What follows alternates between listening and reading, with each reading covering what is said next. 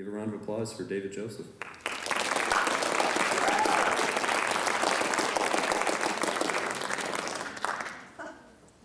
Hi guys. Okay.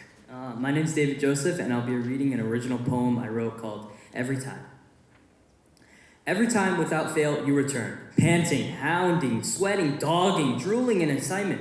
Every time I tie the lace on these specific hand-me-down gray Nikes, not my dress shoes or my Vans or my newer $100 Nikes. Every time I finish a knot on only these running shoes alone, you return to me, without fail.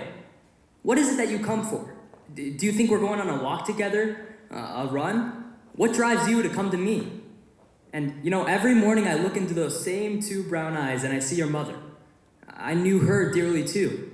She too ran me those same phrases in her eyes long before she departed. Man's best friend is the name they call you, but I have yet to understand. Why are you so loyal? Me? A man? I am no man. I am nothing of a man. I don't take you on daily walks anymore.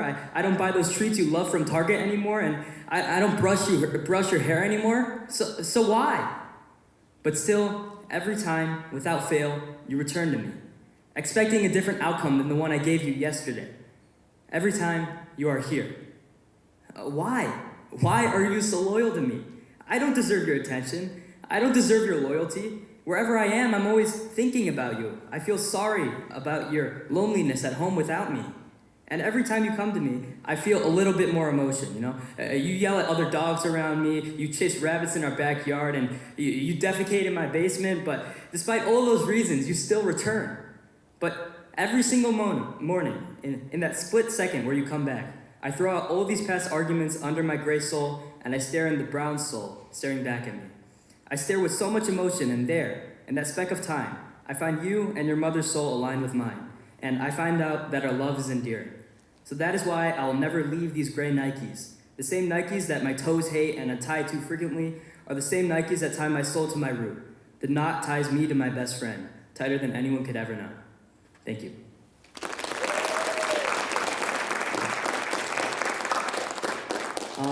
So Mr. Tooley said it was okay if I talked a little bit about writing for me.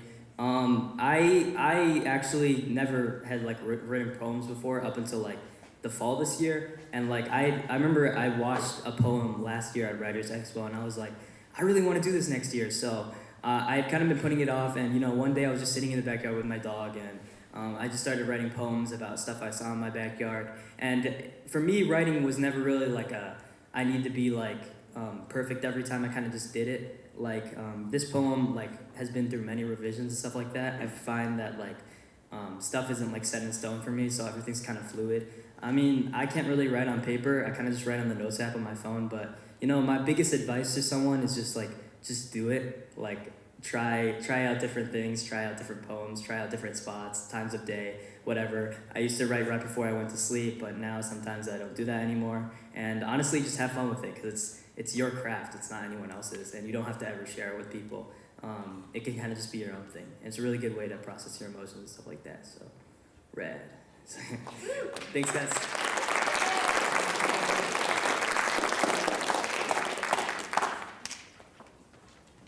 David, what year are you? I'm a senior. Senior? Okay. Olivia, when did I have you in class? Was that 2 years ago? Freshman year. Freshman year? Okay, cool. Junior now or senior? Junior. Junior. Okay. And we had freshmen up here before, so yeah, consider it for next year. All right. Enough from me. Olivia, Poell, come on up. Give her a round of applause.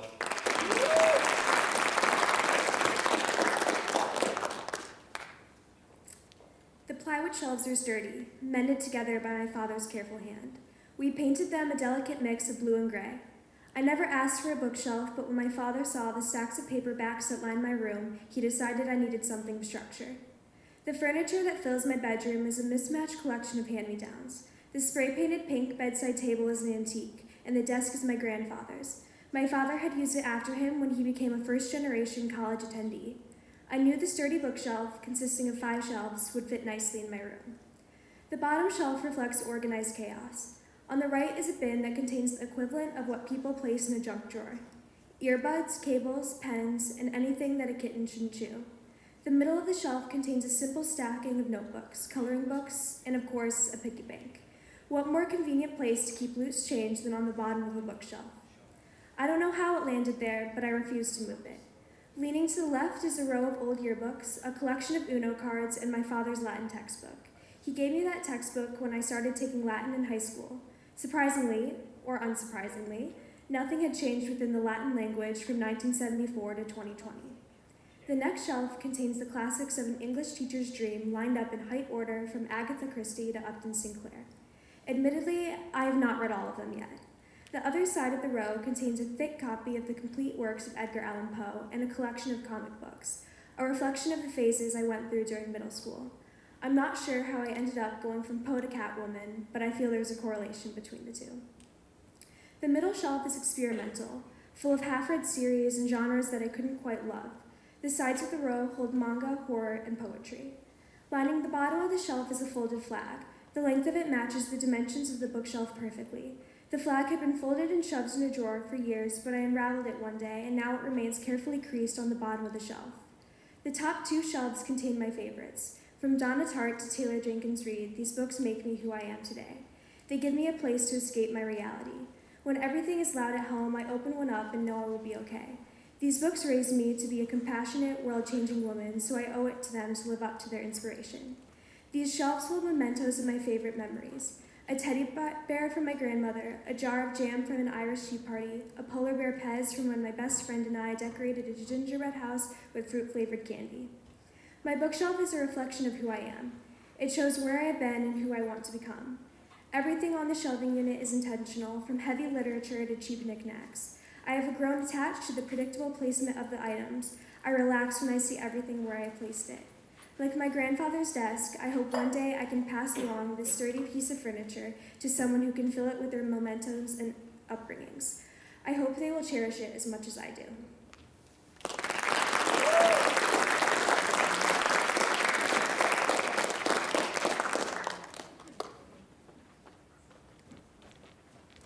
All right.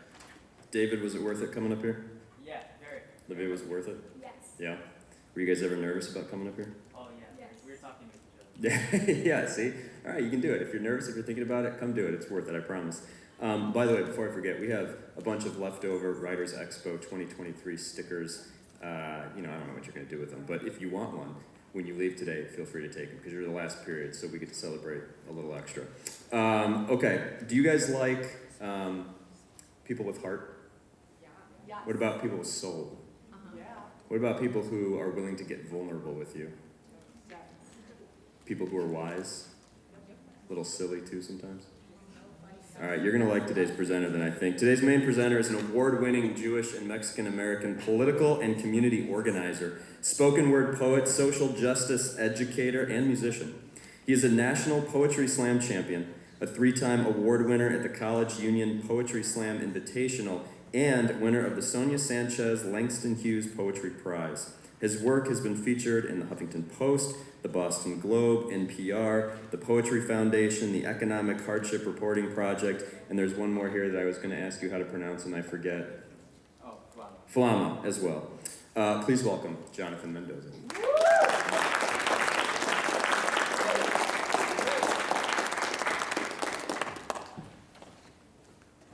Awesome, thank you. Can you give it up one more time for Daniel and Olivia? Yeah. David. Oh my gosh, I don't know why I heard Daniel. I'm so sorry. Do you mind changing your name to Daniel now? Yeah. Okay, I'll help you with the government documents. All that's okay. All right, give it up for David and Olivia, please.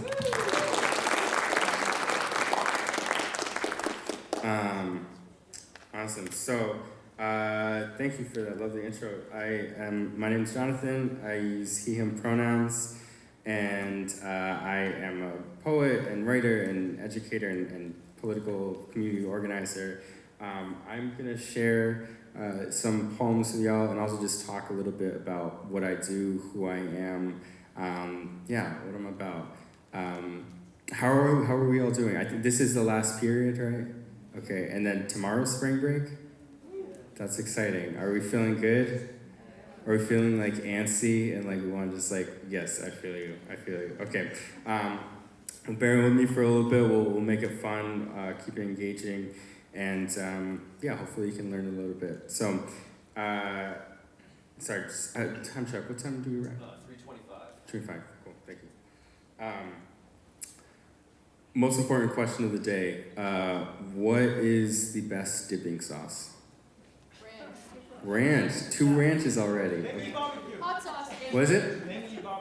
Oh, were you in the last period? Okay. Good job. You learned. What else? Ranch? Ketchup? Okay. All right. Mustard. Okay. Hands up for ketchup. Ooh, that's okay. How about ranch?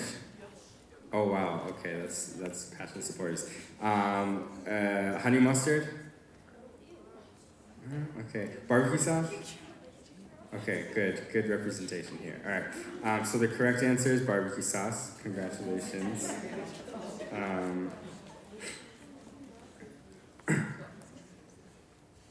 Ode to tangy barbecue sauce. My sweet melted sugar butter. My delectable delight. Maple syrup ketchup. High fructose brown thick Gatorade dip. Who would I have become without your blessings? Few items of McD's could I enjoy in the company of friends. Mother too kosher and too dietitian for me to ever have neared the monolithic Whopper. But you, my sweet tangy, my saucelicious saucy, you steadfast salvation at the 2:30 a.m. drive-thru. Respite from the anxiety of a 3 a.m. chiding from parents upon our return home.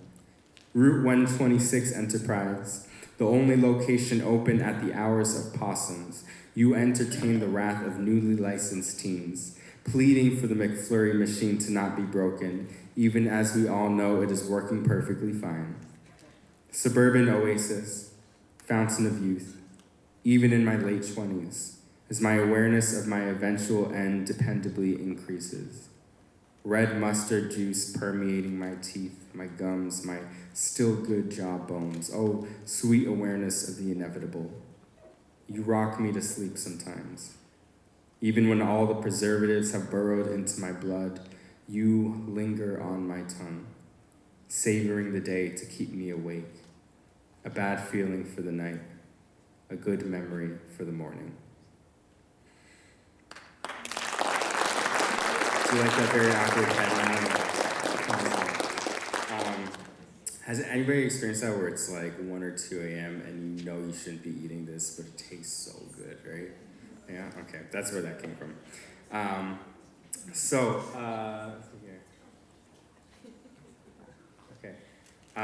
This is me. There's my website below if you're interested in learning more about me at all.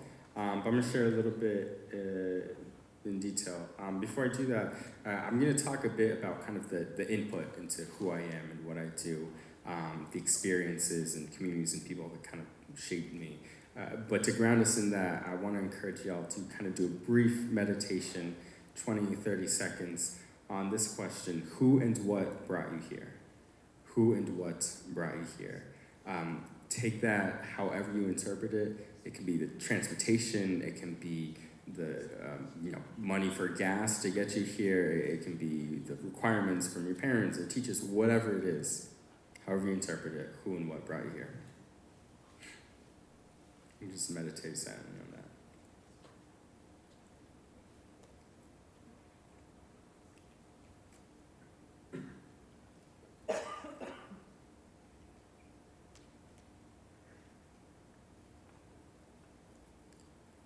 All right.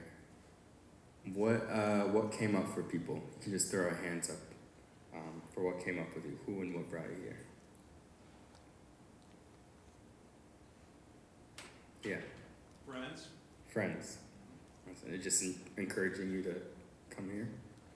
Yeah. Yeah. Awesome. I moved here because of my friends. Love that. Love that. Thank you. I saw a hand over here. My lit teacher? Your what? My lit teacher? Your lit teacher. Your lit teacher literally brought you to this auditorium. Yes. Perfect. Out there. Oh, my feet brought me. Your feet. This is so weird because someone in that exact seat 2 periods ago also said my feet brought me here. You're not that same person, right? Nope. That's wild. Okay. One more I saw over here. Maybe I was think so. Oh, I see. Over here. My students. Your students. Awesome. Your students bring you here. Beautiful. I encourage that because I think it's pretty incredible here. that we're here together. If we think about not only the things that brought us here, but the things that brought them there. You know, the friends who are here, the feet that enable us to get around, the students that bring us here. When I just think about the depth of it, it's pretty incredible that we're able to share this space together. And also, I think about my own personal life and what are the privileges and opportunities and also the hardships that enabled me to be here and doing what I'm doing today. And that's what I kind of want to dive into. And while I do that, I encourage you all to kind of reflect throughout your life, what are the things that kind of enabled who you are and the place you are and what that means for what you want to do in the world. So a little bit about me. First and foremost, most importantly, I'm a proud Virgo. Can we just give it up for Virgos right away? That was so sad. How many Virgos are here? 1, 2. Oh, that's so sad. What signs do we have represented? Libra. Libra? Wow. Okay, a lot of Libras. So sad. Okay. We don't need to talk about that. Anyway, so outside of me being a proud Virgo, I am from central Massachusetts, in a town called Framingham. It's about half an hour west of Boston. And my mom, who is at the bottom there towards the right, is of Eastern European Jewish descent, about like 3rd, 4th generation New Yorkers. And my dad, who you see at the top right, immigrated from Chihuahua, Mexico. It's a northern state, kind of over the border from El Paso, Texas. And these people were obviously extremely influential on me. My dad left at a very young age, left Mexico to meet his father, my grandfather, who you see pictured at the top, who had also left Mexico previously to kind of work as a traveling artist and musician throughout the American Southwest. My dad wanted to meet him and also engage somewhat with his artistry. And he did so kind of around 10 years old, and from Arizona, New Mexico, a little bit in California, developed like a really strong passion for the arts that he eventually brought with him to Boston, where he studied music and kind of instilled in me. So I grew up with that side of the family, really valuing and appreciating the importance of just artistry and creating something with your own intuition that you felt was beautiful to present to the world and give that to others.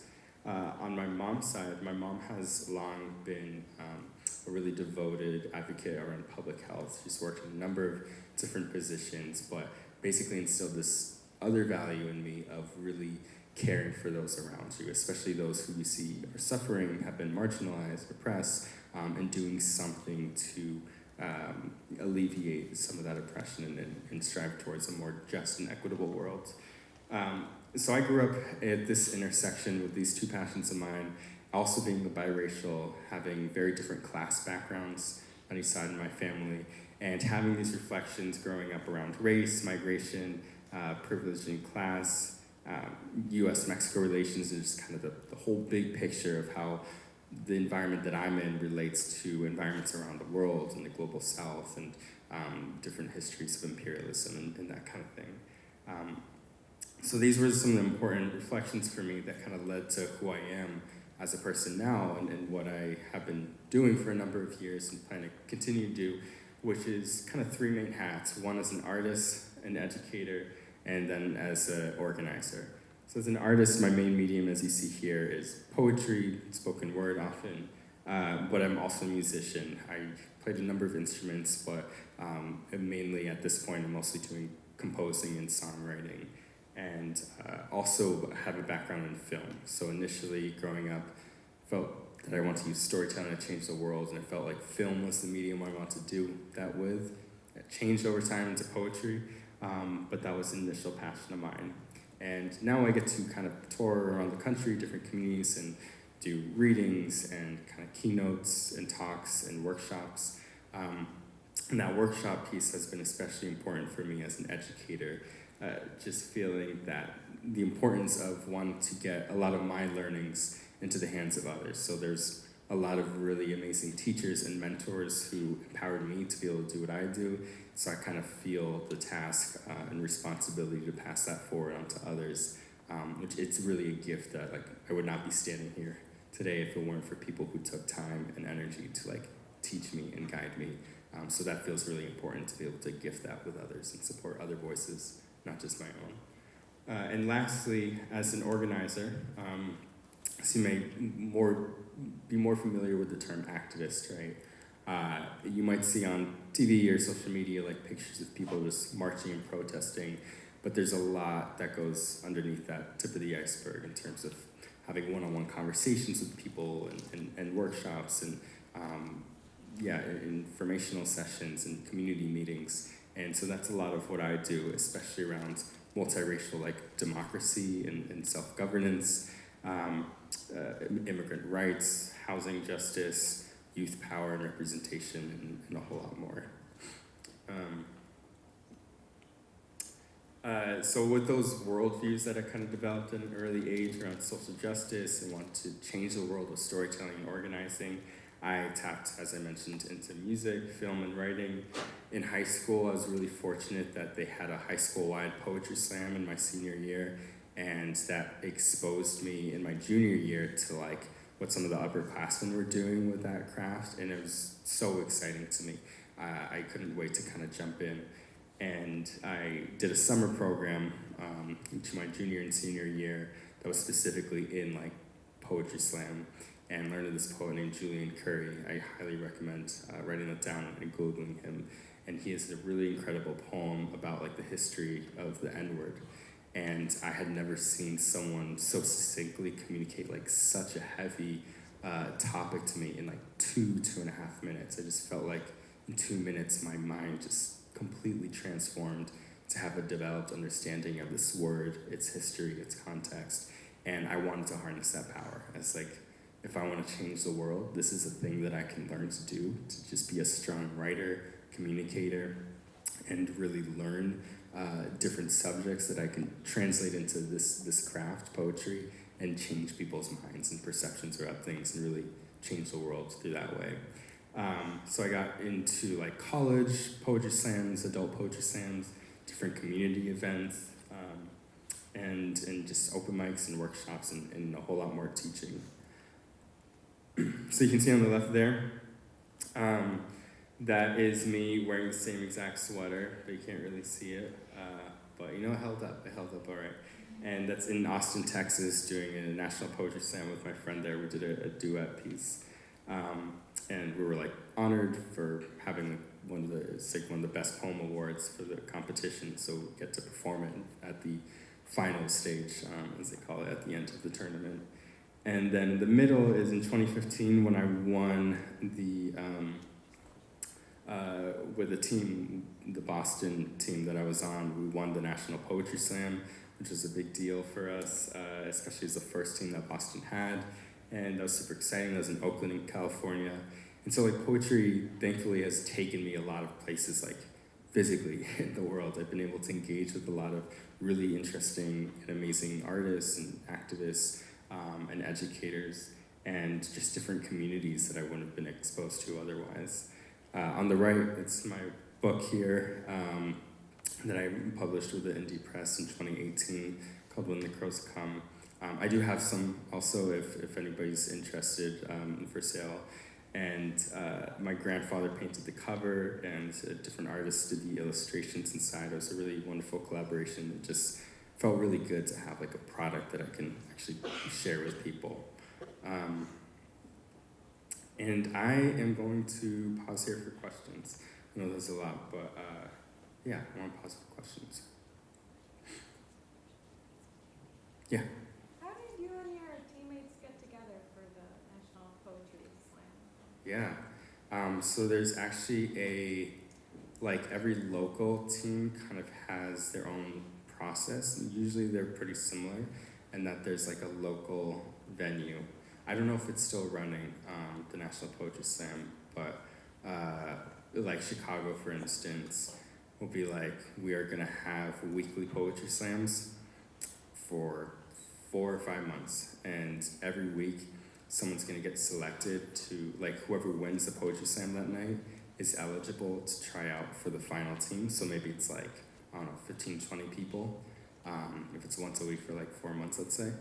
And then out of those 20 people, they're gonna have a big selection night where they're gonna have a poetry slam for all 20 of them. And then from there, they will choose 5 people, win that competition, the top 5, to make it onto the team. And then you do some fundraising and make it out there to Oakland or wherever it is. They host a different city each year and do that. Yeah, but it's a really wonderful process because you write together. You do group pieces, 4 or 5, 3, 2 people. It's pretty exciting. Yeah. What's your favorite type of music? Favorite type of music? I'd probably have to say jazz. Yeah, my dad is a jazz musician, and I love like tons of different kinds of music. But if I had to pick one, I think that's like what really pulls me into loving music and a lot of art. Generally. Yeah. What's your favorite instrument that you play? Yeah, my principal instrument in college was drum set, but I added piano as a secondary instrument to be able to like write songs better. But growing up, I played violin for like 6 years or so, then trumpet for 2 or 3, but mainly drum set and piano. Yeah. So, good question. Yeah. What would you say is your biggest inspiration for your writing? Biggest inspiration. I think like this is gonna sound meta, but urgency. I think I write mostly when I feel really frustrated that something is being spoken about in a way that I don't think is true. At least not true to me or accurate, and might actually like be harmful to like the world in the way it's being spoken about. And I feel powerless. I'm like, there's some news station that is just blasting a message about this group of people that I might relate to, that I just don't feel is true, and like who's gonna tell their own story but us? Like I have to take this responsibility on. And so that, that frustration, that anger, and wanting to like correct a message, I think is what inspires me. Yeah. There's one more over here, yeah. In your career of writing, has there been anything that made you want to stop? And if so, what made you keep going? Sorry, you said anything that makes me want to stop? Yeah, I think the biggest thing probably has been, kind of on an unrelated note, like there's a fluctuation, I'd say, between my political organizing work and my artistic work. Sometimes I will do just like political organizing and then eventually feel like I'm burned out. Like there's no emotion in this, there's no like creativity, and I need that outlet.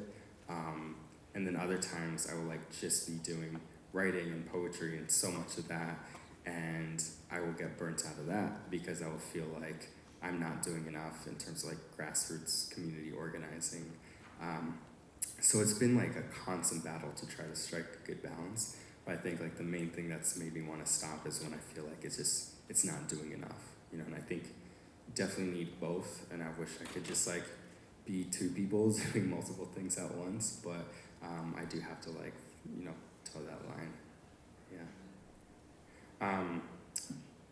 Sorry, time check. 3:25. 25. Okay. I'm gonna share another poem, and then we can do a little bit more. So this is a poem a little bit older, kind of about, to your question earlier about how my inspiration, so these different moments of frustration, I think kind of like have inspired me to generate like a message that I need to share. Brown boy, white boy, after Angel Nafis and John Sands. Biracial boy in social justice seminar is asked to join a racial affinity group. People of color or white. White boy does not want to infiltrate safe space for people of color. Brown boy does not want to keep white people from having honest, constructive dialogue. Biracial boy does not know what he is. Recalls posting a survey on Facebook in middle school asking how people categorize him, that it would determine his clothes, his music, how he spoke. Biracial boy wishes his skin came with an instruction manual. Brown boy tells white boy he should not identify as a person of color. that he can pass, that he should not appropriate a struggle that is not his. White boy tells brown boy he will not identify as white, erase the brown from his blood, will not be the one who finishes the colonization of his own body. White boy visits family in Mexico, realizes he is the whitest intruder since conquistadors. Brown boy goes to white synagogue, is the only family not invited to the dinner party. Biracial boy is welcome everywhere. Biracial boy is not welcome anywhere. Biracial boy is tug of war, but biracial boy is both sets of hands pulling at each end, and biracial boy is sorry for this poem, for taking up space, does not know if it's his white self that's doing so, if it's even letting the brown self speak. White boy apologizes for his privilege. Brown boy resents white boy for taking up so much space with apologies. White boy says, I'm sorry. Brown boy says, you're doing it again. Brown boy hates his white. This legacy like shingles all over his face. White boy gone, but biracial boy to brown family is still white. Still looks like coyote. Biracial boy is both the discolored sheep of each family and the dog that hunts it. Wishes he were purebred, and not a mutt. Brown boy asks white boy what it's like not to get profiled, to go to your cousin's wedding in Arizona and feel safe. White boy goes to white barbecue, meets white cop. White cop does not know boy is biracial, starts talking immigration policy. Brown boy screams, hides inside white skin silent, white skin shield, white boy protector, white boy savior. Brown boy does not need white savior, strikes back at white self, but biracial boy, during Latinx uprising, does not know if he should sit down or speak up, to which army society has drafted him. Biracial boy is tug of war, but biracial boy is the rope, is fraying, cannot hold his selves together. Biracial boy hates being two different selves, recalls it's the world that made him this way, that split him in half, held oppressor and oppressed, insect and the boot, and biracial boy is both of them.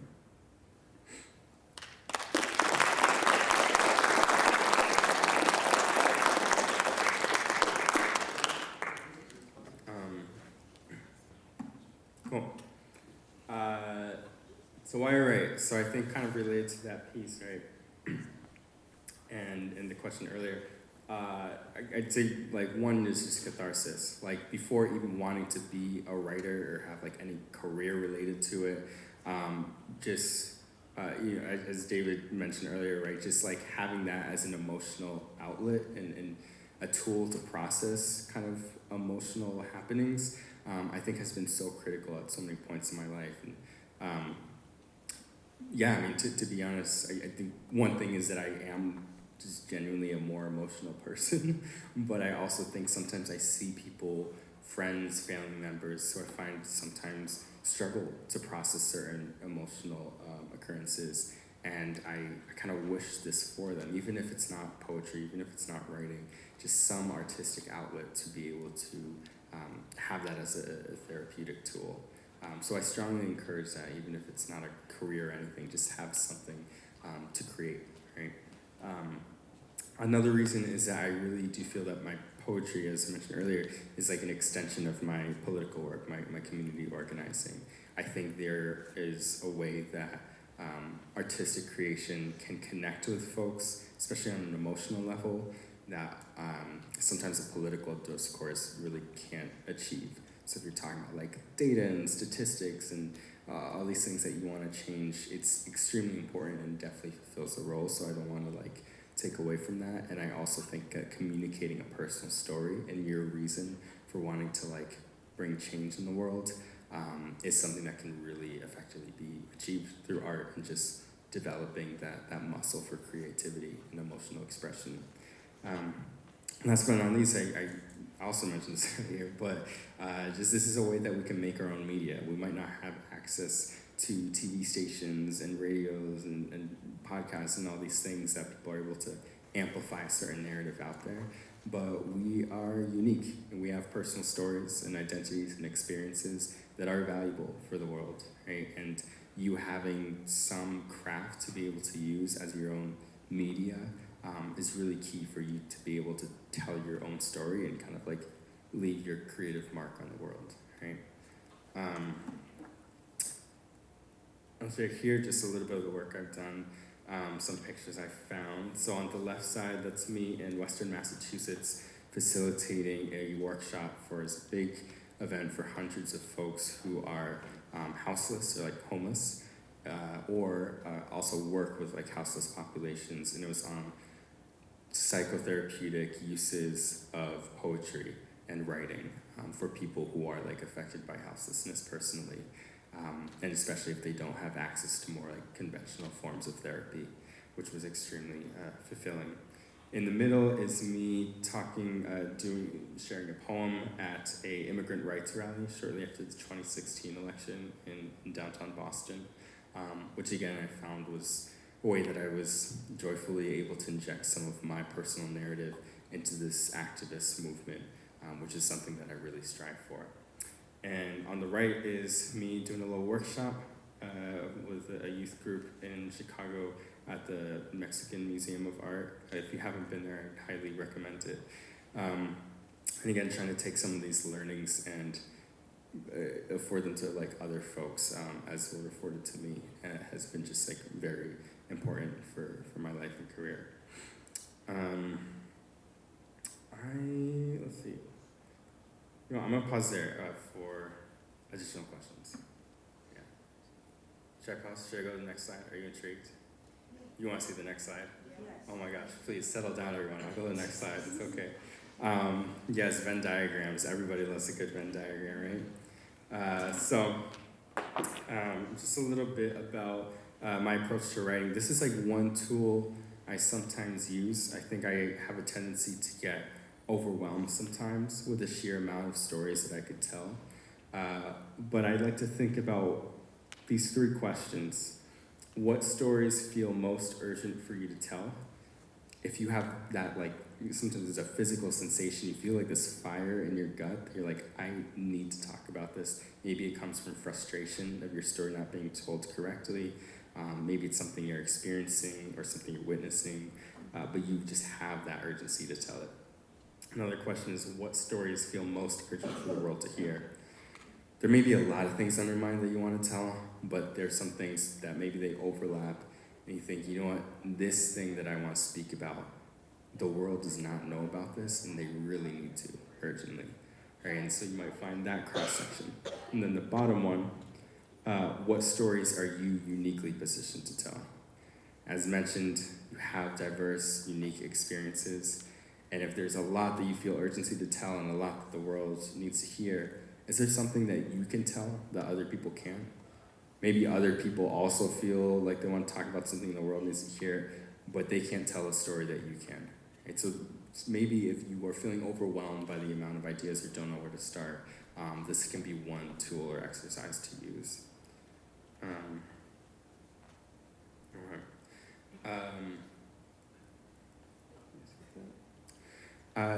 So I know I talked earlier about like kind of the input into who you are and what you want to do, and I wanted to kind of bring us to a more conclusive meditation on what do you want to do with that, right? I shared a bit about the people, the experiences that informed who I am and my output to the world, and here we can kind of take a brief meditation, think about your own output, right? So you're going to take just like 20, 30 seconds to meditate on this question. What do you want to bring to the world? What do you want to put into the world, put out to the world? And just reflect on that however you interpret it.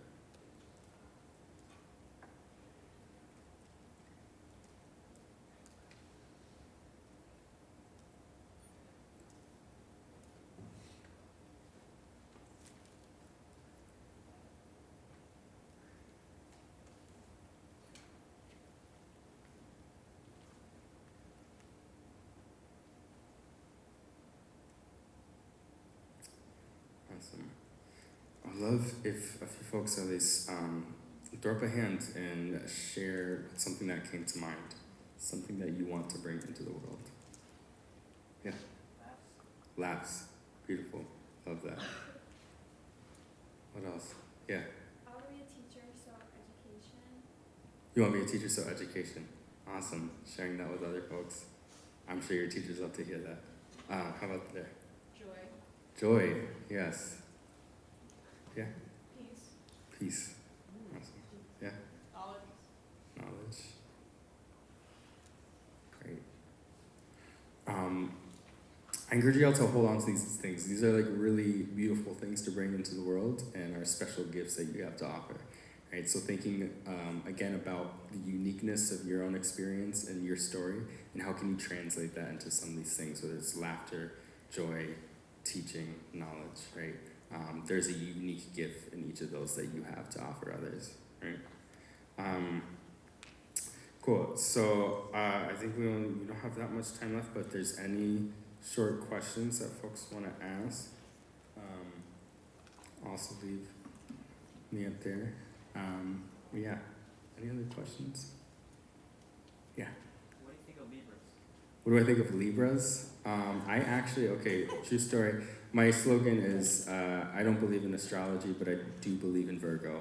I like just strictly Virgo only, so I can't speak to Libras. Yeah. I'm sure they're great people though. Any other questions?